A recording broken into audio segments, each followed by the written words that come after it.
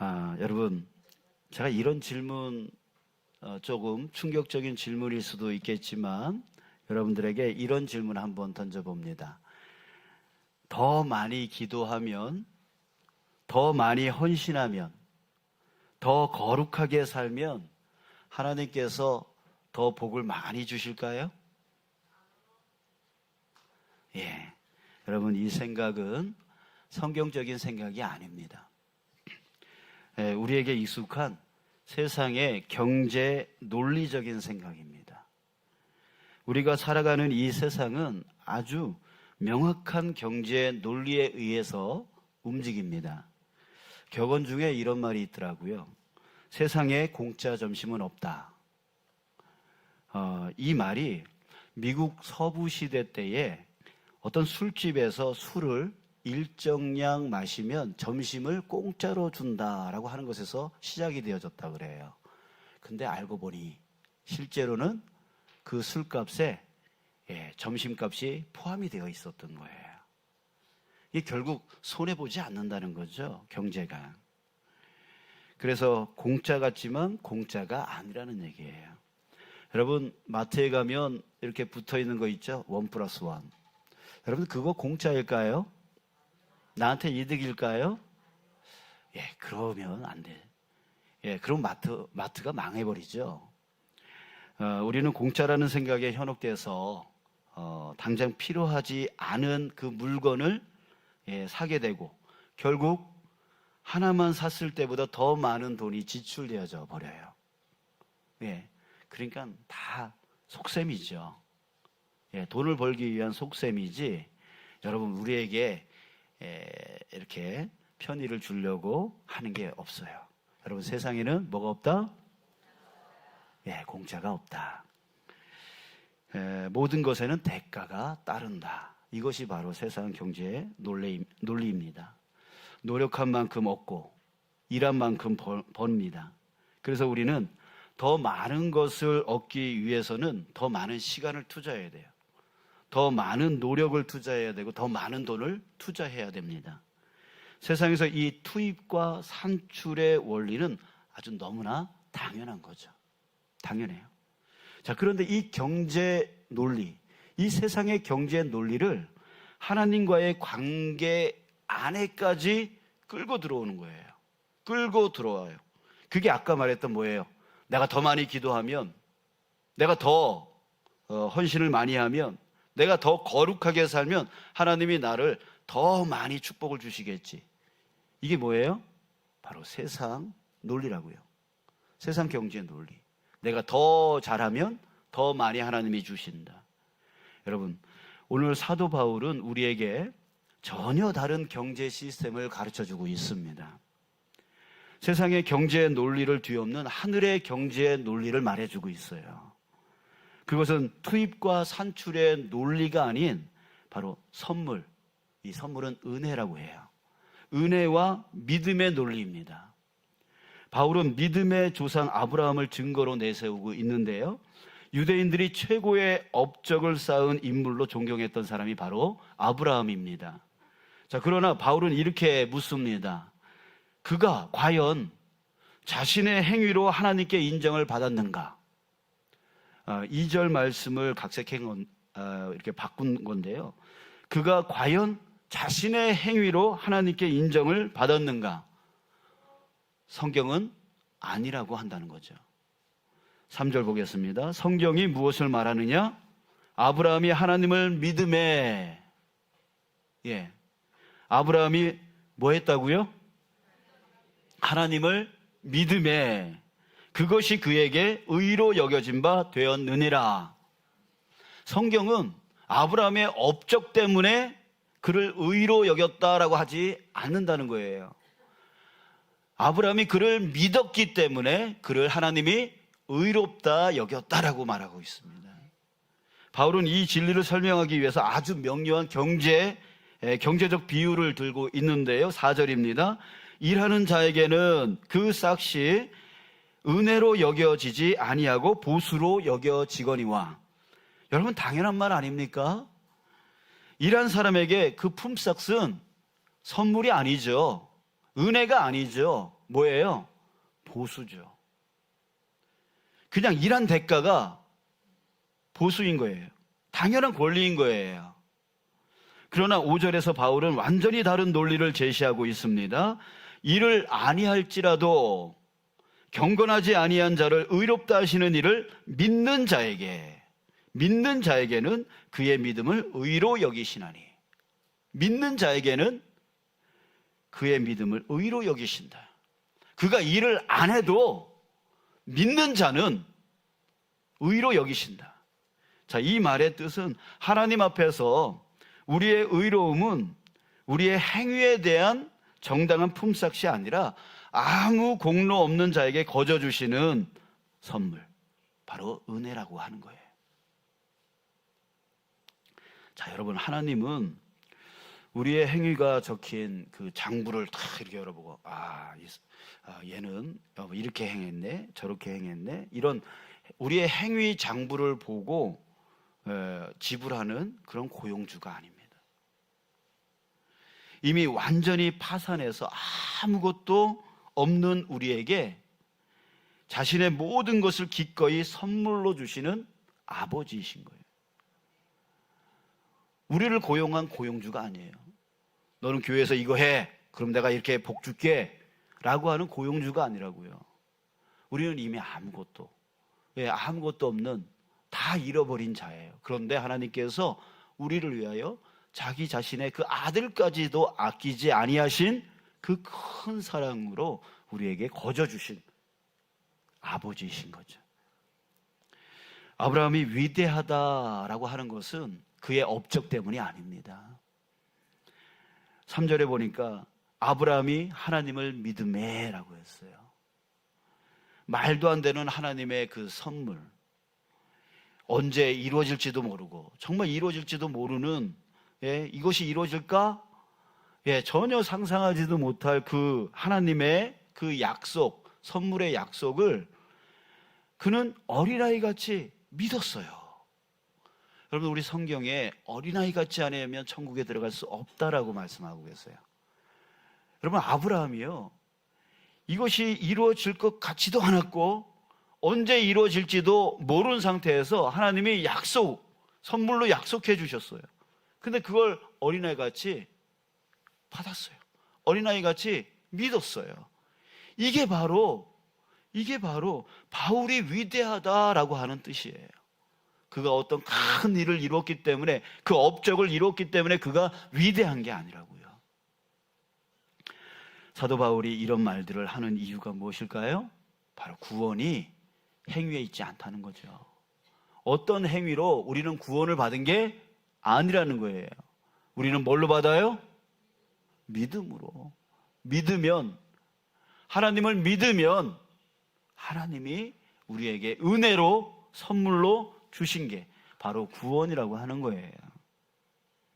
세상의 경제 논리 속에서 우리는 자꾸 우리 자신의 정체성을 내가 무엇을 했는가에 의해서 결정하려 합니다. 자, 그래서 이게 마음대로 됩니까? 하지 못하니까 어떤 마음이 들어요? 에휴, 나는 한 것도 없고, 나는 이룬 것도 없고 라고 하면서 자꾸만 자기 자신을 비하해요. 그러면서 자기 자신이 하지 못한 이유를 또 핑계대죠. 내가 건강치 않아서, 내가 나이가 많아서, 내가 능력도 없어서, 내가 배운 게 없어서, 끊임없이 자기를 핑계대면서 자기가 뭘 해야지만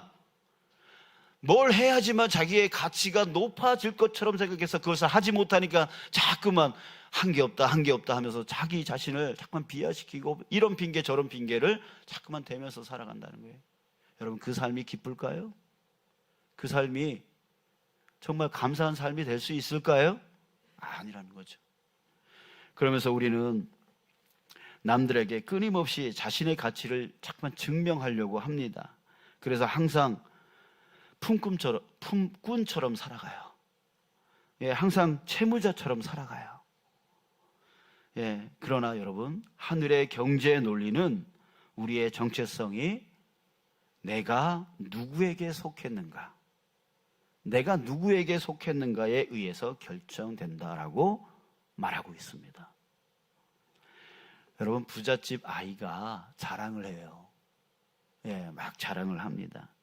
그런데 이 아이가 자랑할 때 내가 이런 업적을 이뤘어 라고 하면서 자랑하던가요? 예? 그 아이가 뭘 이루어봤자 뭐 얼마나 이뤘겠어요? 여러분, 그런 게 아니죠. 이 아이는 이렇게 자랑하죠. 야, 우리 아버지가 누군 줄 알아? 이거죠. 예, 아이의 자랑거리는 아버지입니다. 아버지가 높으면 자기도 높은 줄 알아요. 아버지가 강하면 자기도 강한 줄 알아요. 그래서 자기의 가치를 누구에게 두냐면 아버지에게 둬요. 여러분, 우리가 바로 그런 거예요. 어떤 큰 일을 교회에서 이루어야 자기 가치가 높고, 이 세상에서 큰 업적을 이루어야 자기가 뭔가 된 듯한 그런 삶으로 살아가는 건 세상의 경제 논리이고, 여러분, 우리는 바로 우리의 자랑은 무엇이에요? 우리가 높아지는 우리의 가치는 누가 정해져요? 바로 하나님이죠. 너 우리 하나님이 누군지 알아? 여러분, 이렇게 살아간다면 여러분, 우리는 그 어느 곳에 가든지 간에 당당하게 살아갈 수 있을 겁니다. 여러분들의 가치는, 여러분들의 값어치는 바로 여러분들의 업적에 있지 않아요. 여러분들이 누구에게 속해 있는가? 바로 여러분들은 누구에게 속해 있습니까? 하나님. 바로 그분은 누구입니까? 전지하시고 전능하신, 이 세상 우주 만물을 창조하신, 그래서 그 창조하신 것이 다 하나님의 것이라면 우리가 하나님의 자녀로서 여러분, 우리는 어떻습니까? 그의 것을 다 상속받을 수 있는 그런 자녀인 거예요.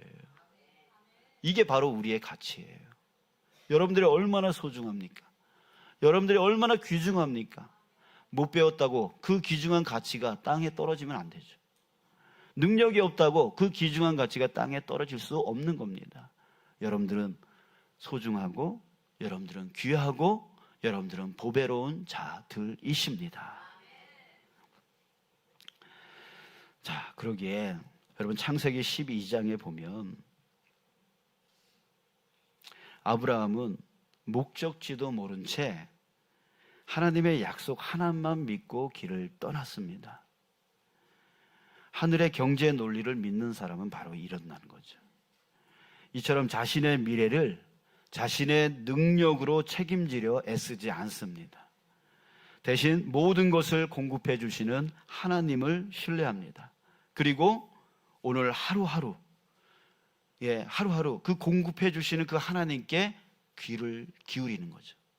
그리고 그 주님의 뜻이 무엇인지를 알고 깨닫는 것에 집중합니다. 그리고 그 뜻을 깨달았다면 그것을 순종해서 한 걸음 한 걸음 나아가게 되어지는 거죠. 여러분, 이게 바로 아브라함의 삶이었어요. 여러분, 우리는 지금 사순절 기간을 갖고 있는데요, 사순절의 금식과 절제는 고행이 아닙니다.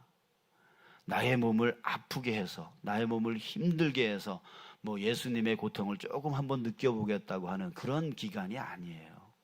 그런 기간이 아니에요. 세상의 것들로 나의 안전을 삼으려고 했던 지난 삶을 내려놓는 거예요. 하나님이 아닌 돈에 의지하고, 하나님이 아닌 건강에 의지하고, 하나님이 아닌 내 가족에 의지하고, 하나님이 아닌 세상 직업이나 다른 것에 의지했던 그 삶, 내가 저걸 얻으면 나는 안전해 라고 생각했던, 그렇게 안전을 위해서 삼으려고 했던 그 모든 삶을 내려놓고 오직 하나님 한 분만으로 만족하는 것을 훈련하는 시간, 이것이 바로 사순절의 의미입니다. 진정한 만족은 어떤 삶을 살게 할까요? 국어사전에 보니까 만족의 뜻이 이렇게 돼 있더라고요. 모자람이 없이 충분하고 넉넉함. 여러분, 만족하는 사람은 충분하고 넉넉하기에 더 이상 쌓아놓지 않습니다. 자기가 충분하고 넉넉하다라고 생각하는 사람은 더 이상 쌓지 않고 어떻게 해요?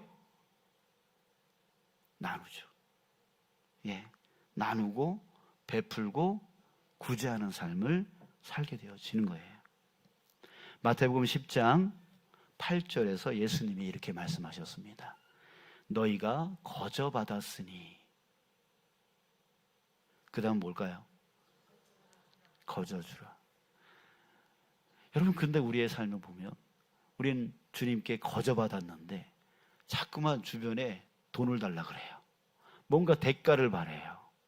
이런 삶을 살아간다고요. 예수님은 아니에요.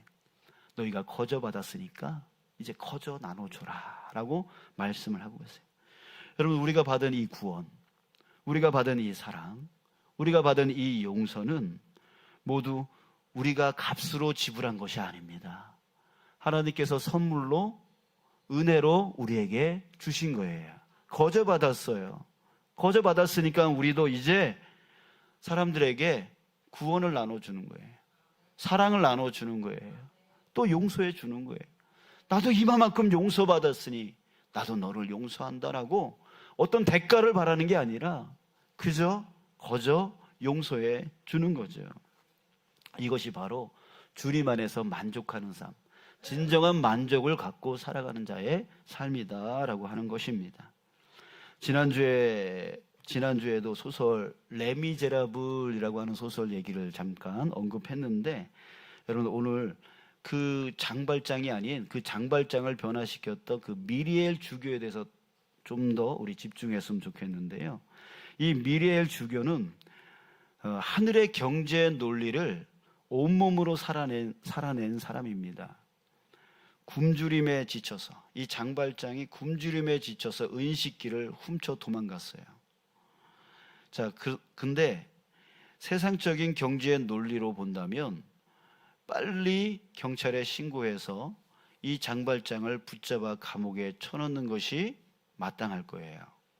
자, 그런데 이 주교는 그를 붙잡아온 경찰에게 이렇게 말합니다. 내가 준 선물인데 왜 이 사람을 잡아왔습니까? 라고 말합니다. 또 거기에다가 덧붙여서 장발장에게 이렇게 말합니다. 여보게, 내가 자네에게 은식기뿐만이 아니라 저 은초 때까지 내가 주는 것을 내가 깜빡했어 하면서 은초 때까지 더 추가해서 주머니에 넣어주는 거예요. 이것은 마치 미친 짓처럼 보입니다. 세상의 논리로 보면 완벽한 손해입니다. 그러나 미리엘 주교는 다른 계산을 하고 있었어요. 세상 경제적인 논리를 생각한 게 아니라 하늘의 경제 논리를 생각한 거예요. 그는 은초대라고 하는 그 작은 비용으로 한 영혼의 구원이라고 하는 큰 영원한 가치에 투자를 한 거예요. 이게 바로 하늘의 경제의 원리를 따라간 미리엘 주교의 모습이었어요. 이 미리엘 주교의 이 비경제적인 사랑은요, 장발장의 그 얼어붙었던 영혼을 확 녹여버렸습니다. 녹여버렸어요. 그리고 평생 다른 이들을 위해서 자신을 내어주는 그 거룩한 삶으로 그를 변화시켰습니다. 자, 여러분, 이것이 뭐예요? 하늘의 경제 논리의 능력입니다. 사랑하는 여러분, 오늘 우리는 두 개의 경제 시스템 안에 서 있습니다. 하나는 끊임없이 나의 가치를 증명해야 하는 지치고 불안한 그런 세상의 경제입니다. 다른 하나는 나의 어떠함과 상관이 없이 하나님의 아낌없는 사랑과 은혜로 모든 것이 채워지는 하늘의 경제입니다. 여러분, 이제 더 이상 하나님은 나의 행위 장부를 들춰보지 않으세요. 내가 얼마나 업적을 이루었는지, 얼마나 많은 일을 이루었는지, 그것을 열어보지 않으세요. 하나님이 우리에게 보기를 원하시는 것은 무엇입니까? 바로 믿음이에요. 예수 그리스도를 믿는 믿음이에요. 그 믿음만 있다면 하나님은 우리에게 다 주세요. 다 채워주세요. 부르짖으라 내가 내게 응답하겠다. 그리고 크고 은밀한 것까지 너에게 채워주리라. 이렇게 약속을 받은 자가 바로 저와 여러분들입니다. 이제 빚진 자처럼 살지 마세요. 또 두려움 가운데서도 살지 마세요. 예, 우리는 자녀입니다. 하나님의 자녀입니다. 그러니까 이제 아버지 안에서 마음껏 누리면서 살면 됩니다. 내게 부족함이 있다면 아버지가 채워줄 거고요. 내게 부족함이 있다면 아버지가 채워주실 거예요. 우리 그 믿음만 있다면 여러분 우리의 삶은 기쁨이 넘칩니다. 그 기쁨이 넘치게 되어지면 만족하게 되어지고 그 만족이 이루어지면 이제 더 이상 어떻게든 채우려고 하는 삶이 아니라 나눠주고 베풀어주고 구제하는 그런 삶을 우리가 살 수 있게 되어지는 거예요.